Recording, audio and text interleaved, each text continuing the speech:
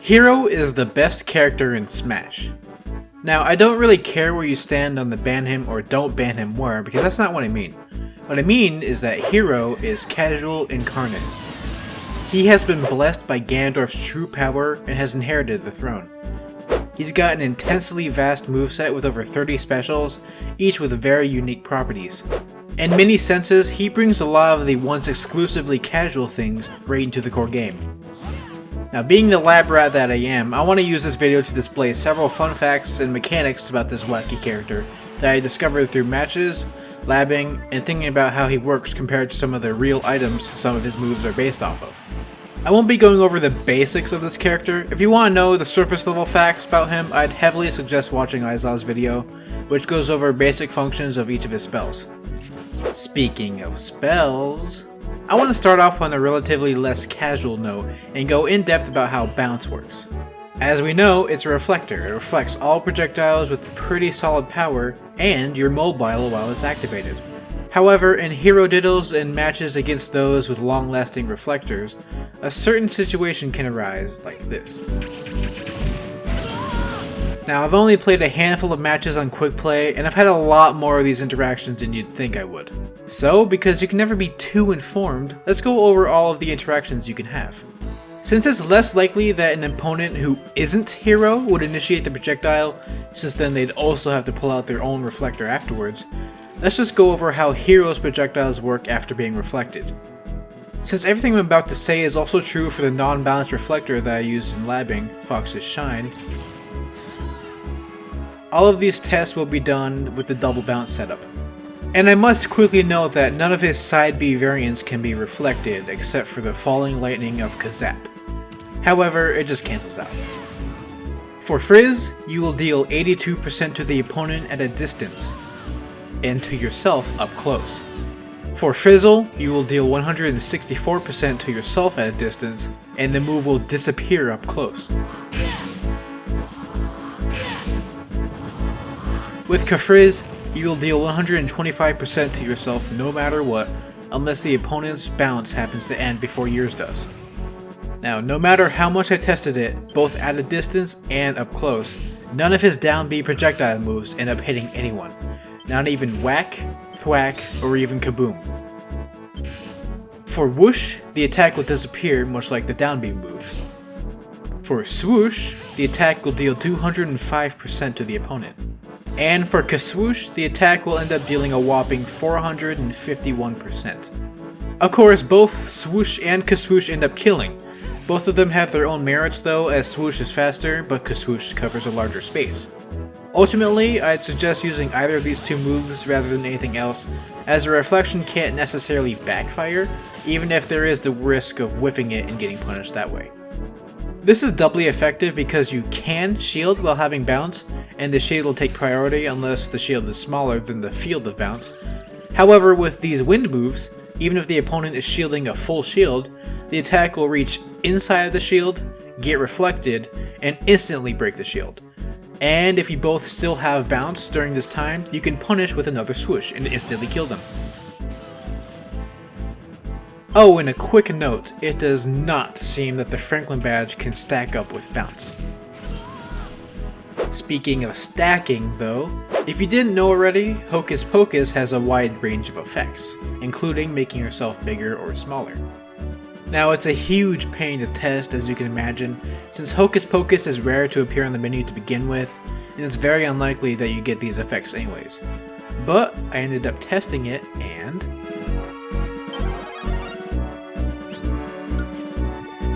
it seems that you cannot stack your Hocus Pocus effect with that of an actual item. Meaning you can't use a Super Mushroom after you've already gotten big, or a Poison Mushroom after you've already gotten small. Judging by the fact that it makes the same sound effect when it happens, and the mushroom disappears when landing on you, much like it does when you use two of the mushrooms, it's safe to say that the game's code probably just pulls up identical properties of the mushrooms. It even lasts the same amount of time. Another thing that doesn't seem to stack is Accelerate. Accelerado, with the bunny hood. Regardless of which order you do things, the bunny hood will take priority. I do find this pretty funny because even though the bunny hood jumps higher, it also doesn't move as quickly in the air or on the ground. So once the bunny hood runs out, if you still have Acceleratle, you'll actually move quicker. Acceleratle does seem to stack with Metal Box though, making for even quicker movement. And the same can be said for size changing items, which makes Super Mushroomed Acceleratle Hero very, very scary. Speaking of both scary and stacking, you can stack your own buffs, meaning it's very possible, and more possible than you'd think, to have both Oomph and Psych Up. Both of these buffs seem to affect your physical moves, but not projectiles. This is therefore the case with items as well. If you use the swing or any jab or tilt hit of the home run bat, you'll deal damage according to the buffs.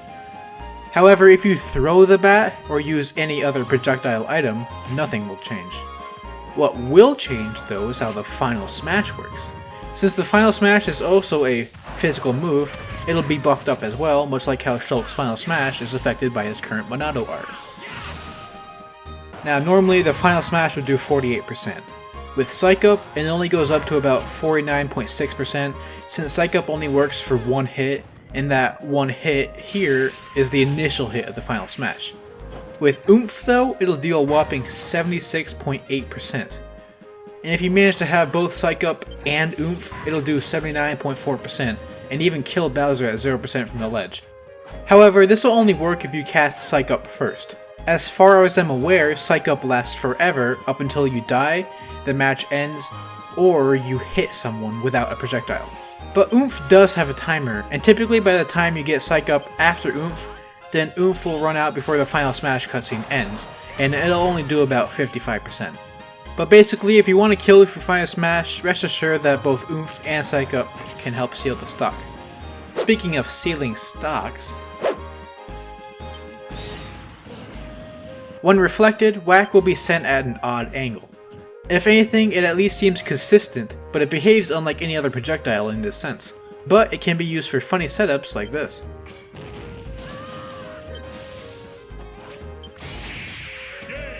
Also, both whack and thwack seem to jab lock at low percents.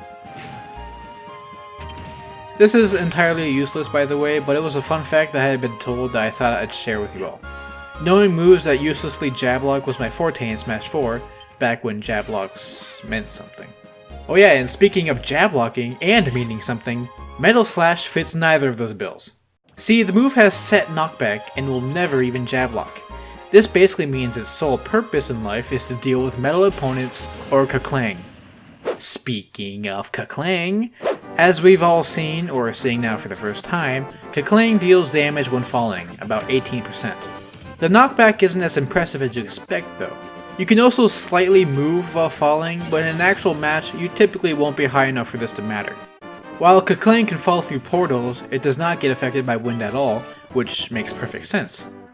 However, if you fall in the cannon, Kaklang will be cancelled and you'll shoot out of it normally. I was hoping that you'd still be metal when shooting out of it, you know, like an actual cannon, but whatever works. What doesn't work is the spring, as you'll completely ignore it when falling in Kaklang. What also doesn't work is my Kaklang catapult idea.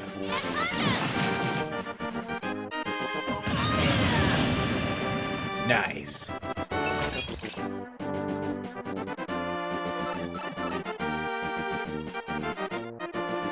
Also, when they say Kaklang makes you invincible, well, they mean it. Final smashes don't work, grabs don't beat it out, the home run bat, Dragoon. The only real way to counter Kaklang is by either waiting for it to end or with Metal Slash. And speaking of countering, just as I expected, but wished to test regardless, if you counter a smash attack, the counter will deal extra damage if it was a crit. Someone like Marth won't be able to deal more damage than Hero's own fully charged crit F smash.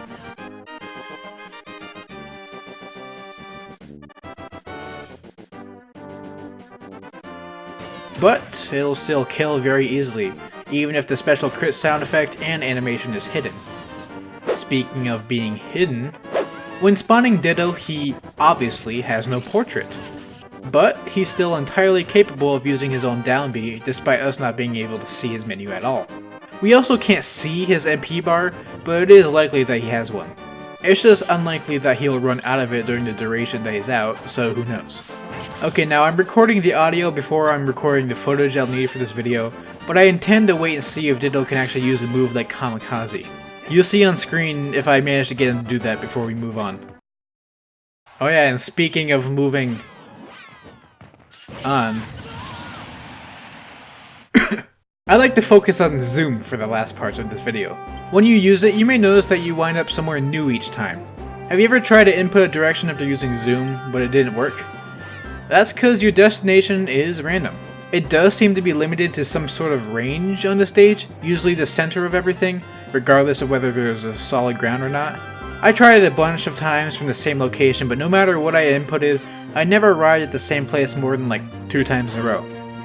However, a sound cue can usually give you an idea where the opponent will end up, so if you do wish to punish them on how they decide to descend, try paying attention to that sound. Oh, but I'm not done with zoom. See, that fact was way too basic for my liking. Hell, you could even say it was useful for competition, if, you know, he doesn't get banned. Nah, let's get to the good stuff in Stage Builder. When ascending with zoom, you can do absolutely nothing to affect your movement unless you get control back when you descend. However, wind does seem to affect you when going up. And another thing that affects you when going up is portals. You can go through a portal after using zoom, and when you appear from the next portal, you'll still be going up. In fact, you never stop going up until you reach the ceiling blast zone or bonk your head on the ceiling. But if you combine the portals and the wind, you can do this.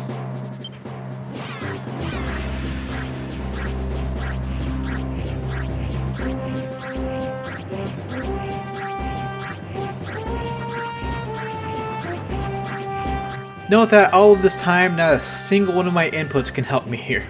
I'm stuck in this infinitely. On startup, zoom has no invincibility, but once you've taken off, you can't seem to get hit. I tried my hardest with Mario's long-lasting nair, and never managed it. This means if you want to cancel the cycle, you have to steal a portal before he uses it. Now this can be a pretty fun way to mess with your friends, and if you manage to find a way to make it impossible for them to reach the portals without zoom, then you can make a very mean stage. And speaking of being mean,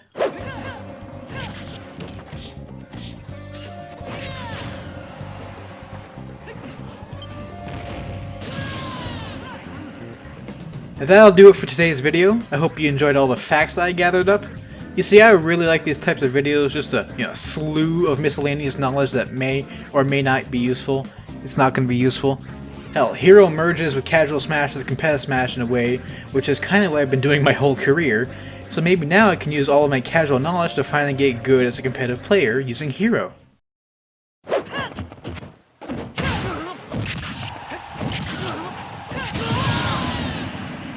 Nice.